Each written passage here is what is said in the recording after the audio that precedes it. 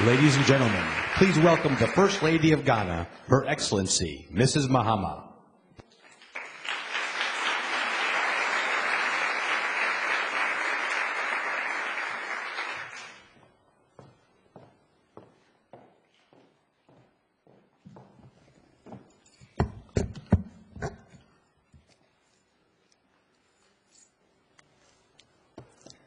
Your Excellency, Mrs. Michelle Obama, First Lady of the United States of America, Your Excellencies, colleague First Ladies, distinguished guests, ladies and gentlemen, I thank the United States government and the George Bush Institute for this unique opportunity to be part of this event as we discuss the provision of quality education for our girls. I am particularly happy to be here because of our shared values of democracy and the excellent relationship that exists between my country, Ghana, and the United States of America.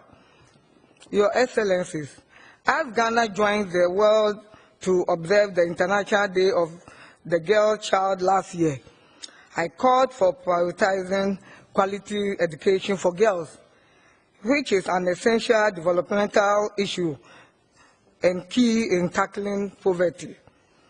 Despite the proven benefits of women's education, Your Excellencies, in Africa, girls face a major challenge in acquiring quality education, and these challenges are not limited only to enrollment, progression, completion, poverty, accessibility, early marriage, early pregnancy, and outdated cultural and religious practices.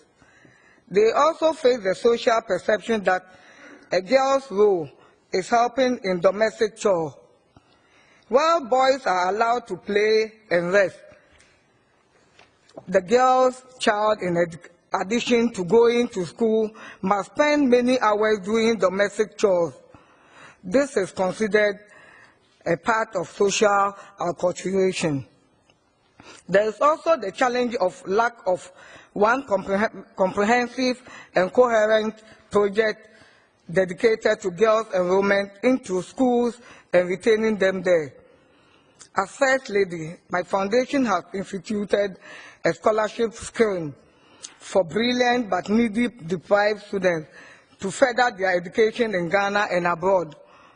These girls will otherwise have dropped out of school and be exposed to social vices and defiant behaviors, but thankfully, the scheme has provided them with a better future.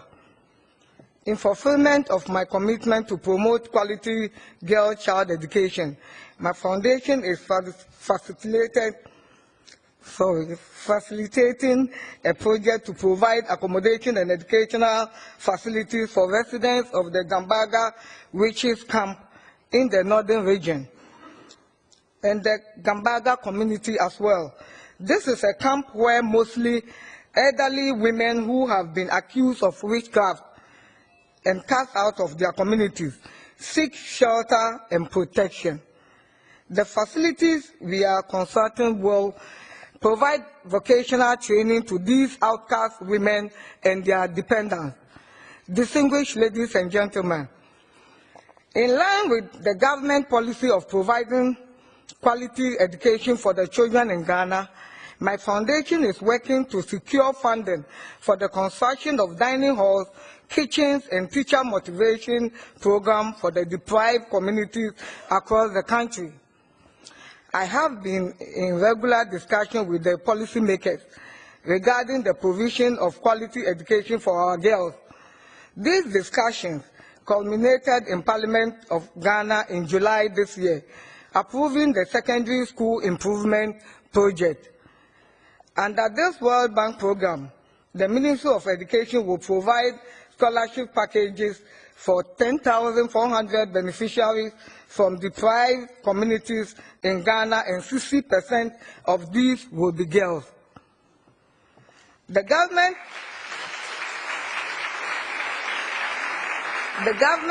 has also started the construction of 200 community-based senior secondary schools to solve the challenges of accessibility and thereby increase enrollment.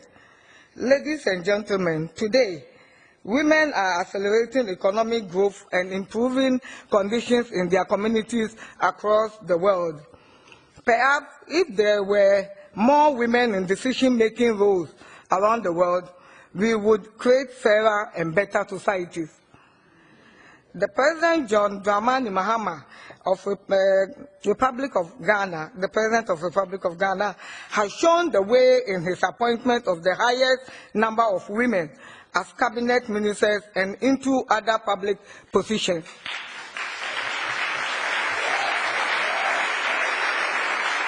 These women were deservedly appointed into these positions because of the investment made into their education. I am not alone in this conviction. Dr. Kwadwo Aggrey, the renowned Ghanaian academic scholar, said, "When you educate a man, you educate an individual.